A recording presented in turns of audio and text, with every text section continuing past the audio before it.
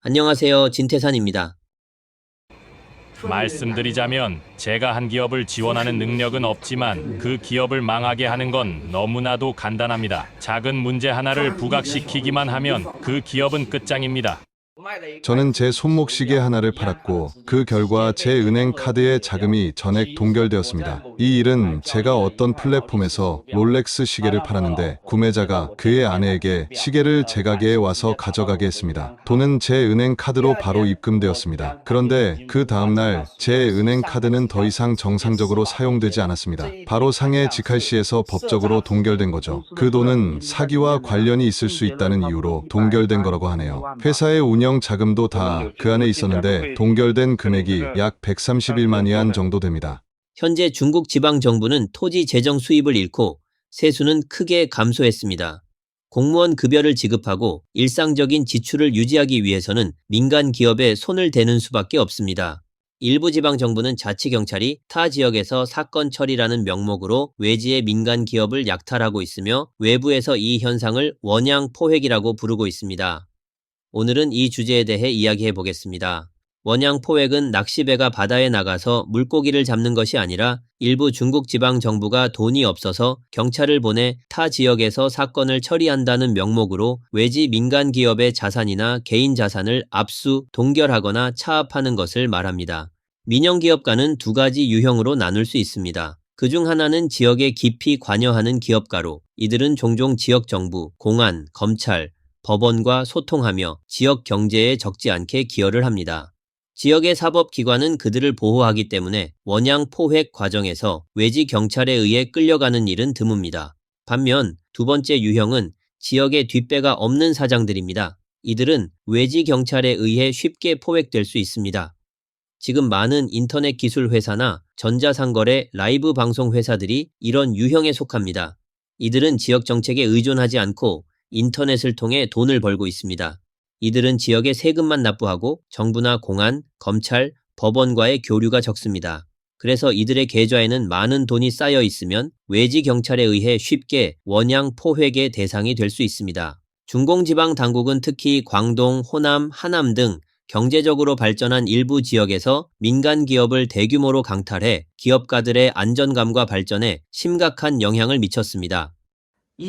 예전에는 동남서북 중 부자가 되려면 광동에 가야 한다는 속담이 있었는데 요즘은 동남서북 중 포획을 하려면 광동에 가야 한다는 속담이 생겼습니다. 여기서 포획이란 바로 타지 사법 집행을 의미합니다. 광동성 상황조사연구센터가 발표한 보고서에 따르면 주삼각 지대는 이제 타지 사법 집행의 중심지가 되었습니다. 광주를 예로 들면 2023년 이후 광주에서 약 10,000개의 기업이 타지 사법 집행을 겪었습니다. 이들 기업의 대다수는 민간 기업이었고 대부분의 사건은 명백히 이익 추구의 사법 동기를 가지고 있었습니다. 이 때문에 원양 포획이라는 용어가 인터넷에서 급속히 퍼지고 있습니다. 중국 광주시를 예로 들면 지난해부터 복복, 일건강, 구준 등 약 10,000개의 기업이 이 타지 사법 집행을 겪으면서 현지의 기업 환경에 큰 피해를 주었습니다. 올해 4월에 발표된 광동성 상황 내부 참고 자료에 광주에 있는 일건강 그룹의 사례가 나옵니다. 이 기업의 연매출은 20억 위안을 초과하며 지난해에는 홍콩 상장 신청까지 했습니다. 그런데 60만 위안의 경제적 분쟁 때문에 하남성 초작과 상구 두 도시의 경찰서가 연합하여 1,600명 이상의 경찰력을 동원해 광주로 원양 포획을 진행한 사건이 발생했습니다. 일건강은 수백 명의 직원들이 경찰의 조사에 응했으며 수십 명이 형사 구속되었다고 전했습니다. 사건에 연루된 금액은 겨우 60만 위안뿐인데 하남성 경찰은 해당 그룹의 64개 계좌를 동결시켰고 동결된 자금의 총액은 무려 7억 5,800만 위안에 달했습니다. 이로 인해 이 그룹의 상장 계획은 수포로 돌아갔고 기업이 파산 직전에 이르렀다고 전했습니다. 본영은 광동성 동부의 중요한 상업도시로 광동 동부 최대의 육상 항구를 보유하고 있습니다. 이곳의 섬유와 의류, 제약산업이 주요 산업을 이루고 있지만 현지 민영 기업들이 외지 경찰의 원양 포획 대상이 되고 있습니다.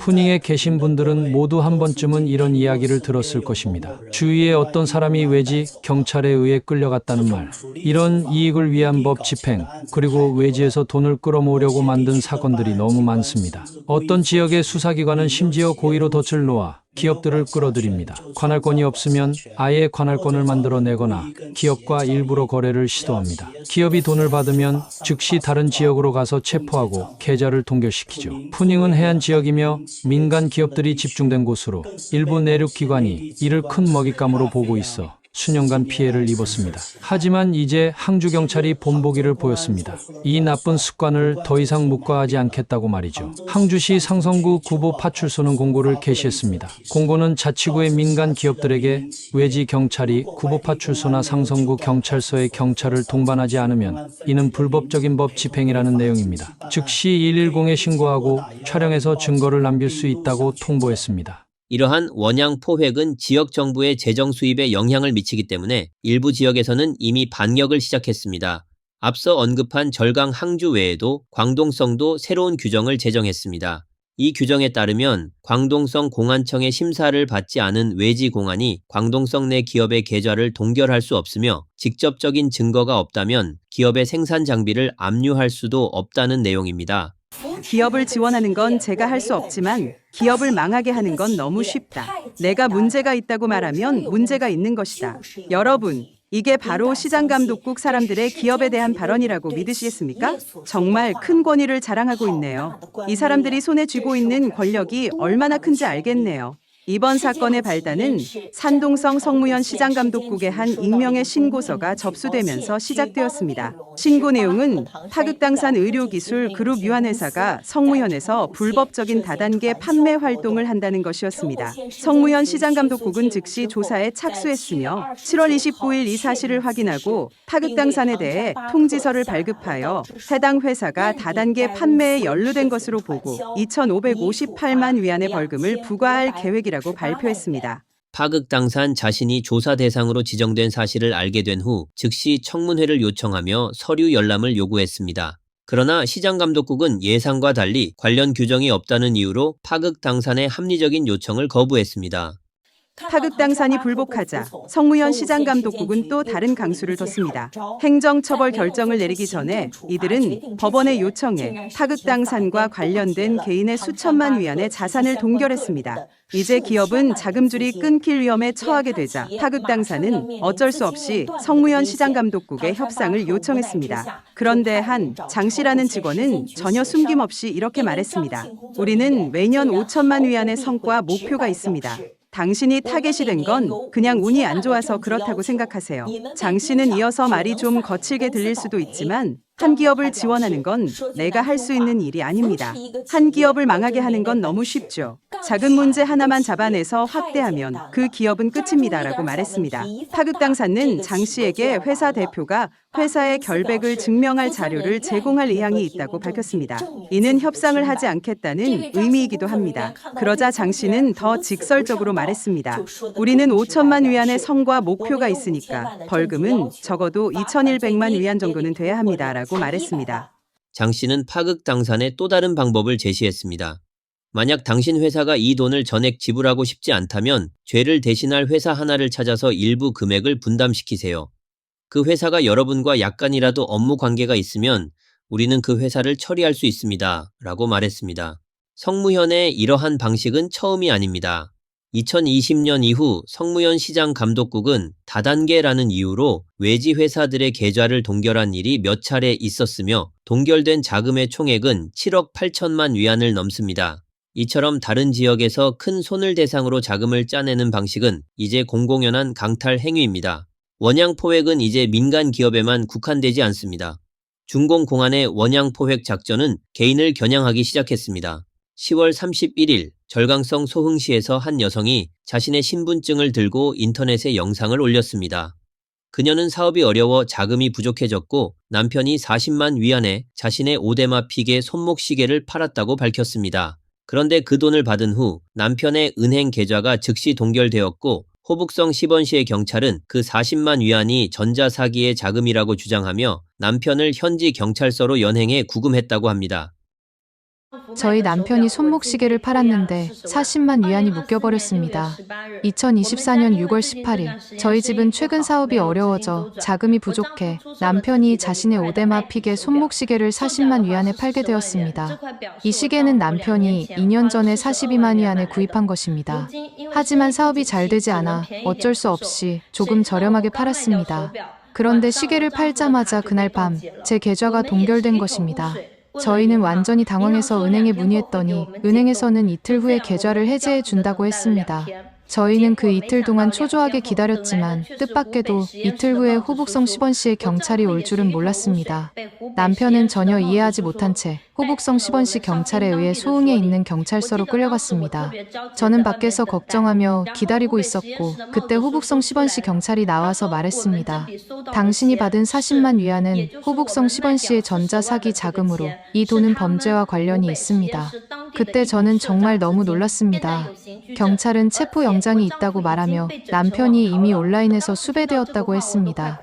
이 말을 듣고 저는 울고 싶었어요.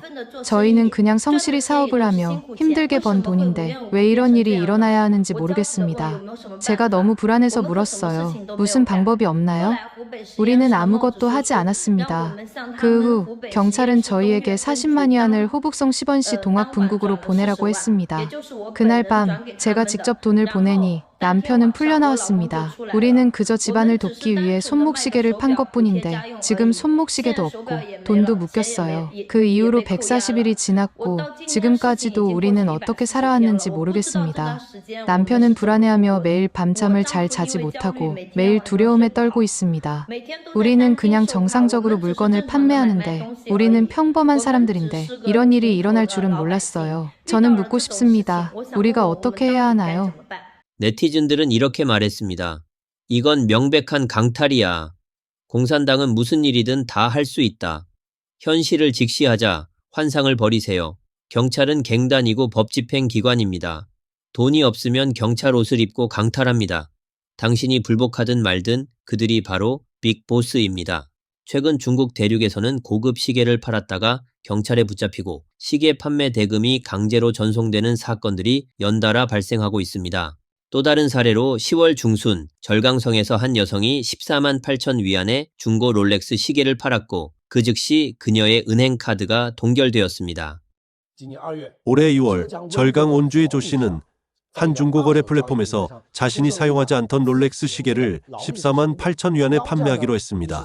6월에 한 구매자가 이 플랫폼에서 구매 의사를 밝히고 온라인으로 거래 시간을 정했습니다. 여러분도 알겠지만 중고 플랫폼에서 거래할 때 특히 고가의 물건은 많은 구매자와 판매자가 오프라인에서 직접 만나 거래하는 것을 선호합니다. 그래서 조 씨는 구매자의 요구에 특별한 의심 없이 응했습니다. 거래 당일 시계 감정사가 현장에서 시계를 확인한 후 문제 없다고 판단했고 구매자는 은행카드와 알리페이 등을 통해 14만 8천 위안을 조 씨에게 송금했습니다. 이치대로 말하자면 이는 너무나 정상적인 거래입니다. 그런데 그날 밤 일이 터졌습니다. 그날 밤 조 씨의 은행카드가 동결되었습니다. 다음날 아침 그녀는 즉시 경찰에 신고했지만 그보다 더 충격적인 소식이 기다리고 있었습니다. 현지 경찰은 그녀가 이미 귀양시 공안국 운암분국에 의해 인터넷 도망자로 온라인에 올라왔다고 통보했습니다. 귀양에서 피해자가 신고를 했고 조 씨가 받은 14만 위안의 대금은 사기 사건과 관련된 자금이란 것이었습니다. 온주 경찰은 사건의 경위를 파악한 후 조 씨가 범인이 아니라는 사실을 확인하고 귀양 경찰에 그녀에 대한 추적을 해제해달라고 요청하는 상황 설명서를 제출했습니다. 그러나 결과는 어땠을까요? 온주 경찰의 설명서가 전혀 효과가 없었습니다. 그들은 아예 듣지도 않았죠. 죄를 덮어 씌우려면 이유가 필요 없다는 말을 실감하게 되었습니다. 어쩔 수 없이 조 씨는 14만 위안을 도난 자금으로 귀양 경찰에게 송금했고 그제야 귀양 경찰은 그녀에 대한 온라인 추적을 해제해 주었으며 그녀는 보석을 받았습니다. 하지만 그럼에도 불구하고 그녀는 여전히 사기 혐의를 떠안고 있는 상태입니다. 조 씨는 매우 절망적인 심정이었습니다. 그녀는 값비싼 롤렉스 시계를 무의미하게 잃었을 뿐만 아니라 평생 지울 수 없는 범죄 기록이 남게 되었기 때문입니다. 그녀는 귀양 경찰이 원양 포획 작전을 벌이고 자신을 그들의 성과를 올리기 위한 수단으로 이용했다고 의심하고 있습니다. 그 그 이후로 3개월이 넘는 시간 동안 조 씨는 경찰과 계속해서 소통하며 자신이 납득할 수 있는 합리적인 설명을 요구했지만 귀양 경찰은 그 어떤 설명도 해주지 않았습니다. 오늘 영상은 여기까지입니다. 시청해 주셔서 감사합니다.